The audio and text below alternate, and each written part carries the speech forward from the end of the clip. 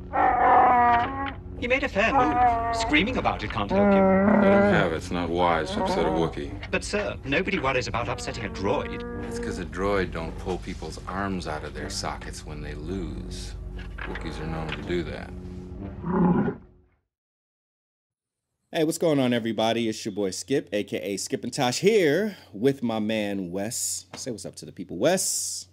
How's everybody going today? Talking about some Star Wars Darth Vader here on Outside the Bleed. Oh yeah, man. Gonna jump into some Darth Vader, #1 by Greg Pak. Now the artist I am not familiar with. In Ienco, how do you say that name, Wes? I believe it's Raffaele Ienco, but I probably just butchered the last name. I think we all butchered the last name. Anyhow, and right out the gate, I have to say, outside of the coloring, I was not very impressed by this comic book, Wes. Yeah, the parts that I enjoy about Darth Vader weren't really highlighted in this. Only some of them were, but overall, not super stoked about it. What were some of your impressions about Darth Vader #1? It's severely disappointing especially after the very strong launch of Charles Soule with Star Wars. Also, the fact that it's in the exact same timeline makes me think they're going to cross over. And I really hope they don't let Greg Pak be the one that's doing the crossover. But outside of a few issues of Firefly, when he first started that series up, I believe last year, Greg Pak has been a enormous recipe for disappointment for my comic book reading. And I had high hopes for this comic book. He definitely let me down, but I do like the art. I think the rendering of Darth Vader and some of the moments are really cool. And there is one cool moment with Darth Vader, but overall, just kind of leaves a bad taste in your mouth. Exactly. And it's interesting, like even out the gate, I was, because these comics, I like, of course, they do a good job of, keeping the theme together. So they always use, the Star Wars yellow font and everything. And then you'll go and it starts off with the crawl text and everything. But even the crawl text was disappointing. Kind of boring. Yeah, very boring, very short. Not that I need it to be super long, but like set the tone a little bit better. I'm actually just going to read it. Dark Heart of the Sith, Part 1. Darth Vader failed to turn Luke Skywalker to the dark side. Luke escaped, but now knows the truth. He is Darth's son. For the first time in many years, Darth Vader's path is uncertain. Okay. Like, how am I supposed to get excited about that? Like, in like the crawl text, usually, someone fills it out really set. But like I said, like this, I wouldn't even consider this setting this part is supposed, it's supposed to set the tone and then also kind of get you hyped and excited. And either do one or the other. This one does neither. I was just like, does Greg Pak even like Darth Vader? Like, I don't know. This almost reeks of, hey, you gotta. I don't know if Greg Pak does have a contract with him. He might not be an exclusive writer, but if you want to make some more money, here you go. You got to write Darth Vader. And he's like, do I have to? And they're like, yeah. I'm like, oh, gosh. No, he's been writing some of their Star Wars comics before, but he's been doing it very poorly. And he definitely doesn't have an exclusive. He's got some comic books over at Boom and IDW, I believe. That's right.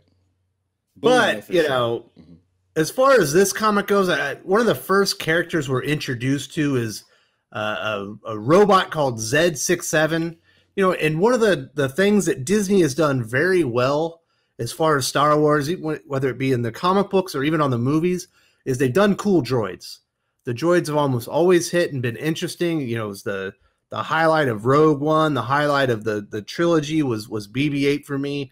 And even in the original Star Wars run, I can't remember if it was Gillen or Soule that did it, but there are two versions of like C-3PO and R2-D2 that are severely evil and they're homicidal and they're really, really cool. This droid sucks. He's just a walking exposition machine. That's literally it. He's an exposition droid. Literally just like everything that everything that Greg Pak couldn't creatively think of a way to express. Just the droid just does it. It's like, oh yeah, Mister, Vader, you're going to da da da da da. But why don't you da da da da da? Ah, because then you would have to da da da da da. So now it makes sense why you da da da da da. Okay, it's just like, just I get it that Darth Vader doesn't talk a lot, but he's also not a Mandalorian. Like he talks more than that. He could say, it just hurt. Like once you just found out that it was just an exposition device, it literally just like that's how you can tell they're, like whoever designed the droid, of course, the artist Raffaele. Raffaele, totally fine design, not bad, not great, not fantastic, but completely fine, very passable. But the idea behind the droid. What like in my mind it was just like he was like, oh, okay, we need a droid because the droid's gonna tell the story. This is the droid's name. Do whatever you want. It's just like, can you give me a little bit more? It just moves you from scene to scene. That's literally it. Yes, it's like the droid might even hit the wipe. It might even hit the wipe transition for all we know. It's bad. It was a terrible droid. So as far as the story goes, it basically picks up in the same moment as Star Wars, which I do believe is a mistake. And it's the moment after Darth Vader chops off Luke's hand and tells him that he's his father. And then he comes back and he decides he defies the Emperor's orders and decides that he is going to kill anyone who he finds out made his son Luke weak. Ugh. Yeah, that's what I was like, really? That's it. That's the motivation of the character is to find anyone who made his son weak and destroy him. It doesn't fit with any of the story in the movies. This is supposed to be a companion piece to the original trilogy. It doesn't fit in with his motivations. So disappointing. Highly disappointing. And then the other thing that Greg Pak tries to do to keep you engaged, or try to keep you engaged and then try to make it relevant, is they introduce a lot of, like, you get flashbacks and then you just see scenes of like characters from the prequels and too many flashbacks. It's flashback after flashback after flashback after flashback. I've seen the original trilogy a lot. I even seen the prequel trilogy a lot, dude. I don't need these flashbacks. Give me one or two like they did in Star Wars, that comic book. It was placed perfectly. And here it's overdone, it's annoying, and you're wasting, it's filler. I know this stuff already. And then the worst part, all of a sudden they decide, through exposition droid, 6, 7, that they're gonna go to Tatooine again. What? That's when I lost. That's the worst part of the comic. I was like, why are we going back to Tatooine? We get it. You're trying to bait us into the old feelings and the nostalgia, but it's borderline abusive. You are abusing nostalgia at this point. And then when they get back there, it's literally a waste of time for them to go back there. And I'm like, not that I feel like anybody's going to go and read this comic after watching this video, but I will say this. Now at Tatooine is probably like, it's a waste of time minus the coolest thing that happens. Like, it's definitely the cool scene, but like seeing Darth Vader return to Lars' home where his mother died, and his son was raised with his stepbrother and his wife. Anakin already left Tatooine behind him. He wasn't ever going back.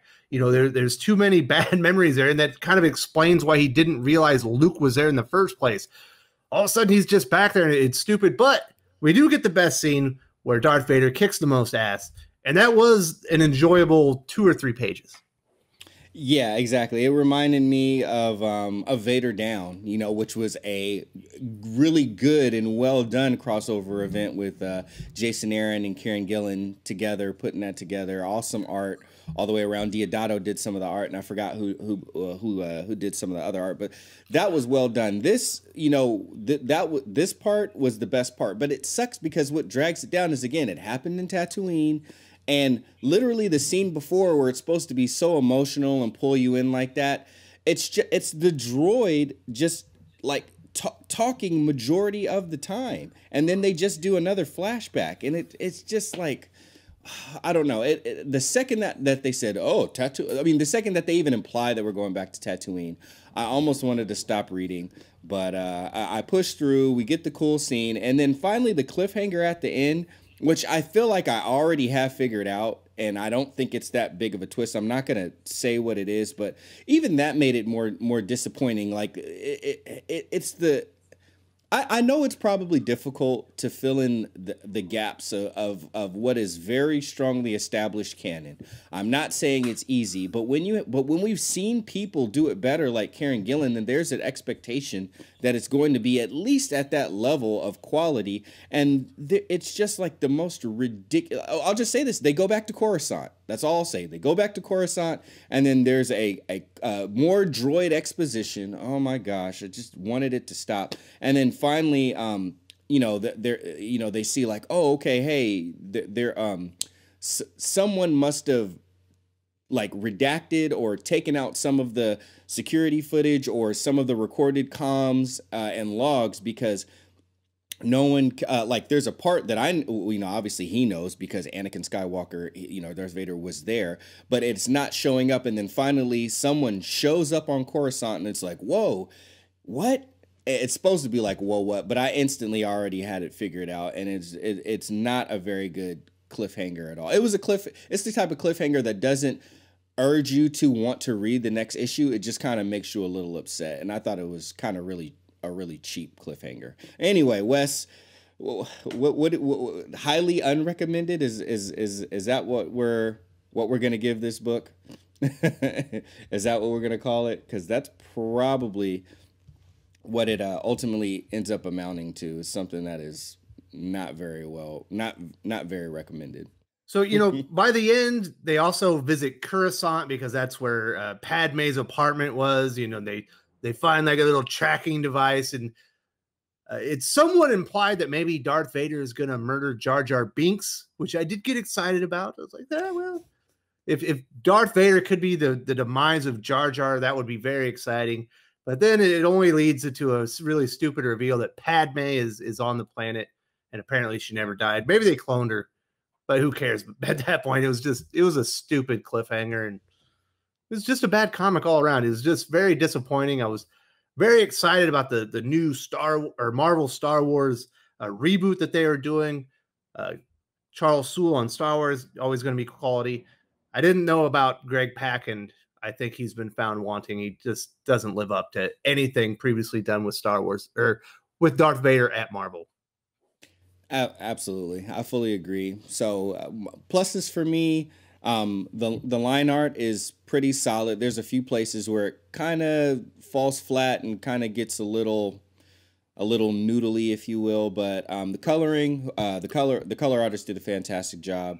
And then the downsides: abusive nostalgia, lack of creativity and imagination, and very weak storytelling choices with the exposition droid. So that's kind of my things. Wes, what are your positives and negatives for this book? I think the art was good. It's certainly passable. Is it as good as Camo's art from Soule's run? Well, no, that was really awesome though. But it is good art. I enjoyed it. Darth Vader looks like Darth Vader. Their characters all look really cool. The Millennium Falcon looks great. But other than Darth Vader cutting down some a-holes on Tatooine, and maybe cutting down Jar Jar Binks, it just sucks. There's way too many flashbacks. The intro was boring. I don't want to see Darth Vader on Tatooine. It makes him look stupid that he never found Luke there. He should have never went back. It was dumb. Hated it. There you go. So one more for you guys for Outside the Bleed. Looks like this one is DOA. This one has bled out. But thank you guys for tuning in. We will have a different book next time around for next week's Outside the Bleed. X-Men or X-Force? We're not sure yet. it will be between those two in all the, because we've got, I don't know, like 7 new X books in February, between February and March. So we'll decide between those two. But outside of that, thanks for everybody tuning in. Continue to join us on the Discord. Links below in the description for any way you want to support us or find out more ways that you can engage with us. And check us out on Twitter, because we always do this live now on Twitter, and then we bring it over to YouTube. So if you want to be part of a little bit of the live chat, come check us out. Oh, Twitch. I said Twitter. Yeah, we do it live on Periscope. We do it live on Twitch. Too many sites, too much social media, but we appreciate you guys immensely, and we will see you guys next time. If you enjoyed this video, please give it a like. I would appreciate it very much. It helps us attract more views for the channel. Subscribe for future commentary, comic book news, and reviews. And don't forget to ring the bell for notifications. If you want to talk comics, movies, and much, much more, you can follow me on Twitter at Wes_from_TC. With that, Salamat Po, and I'm out.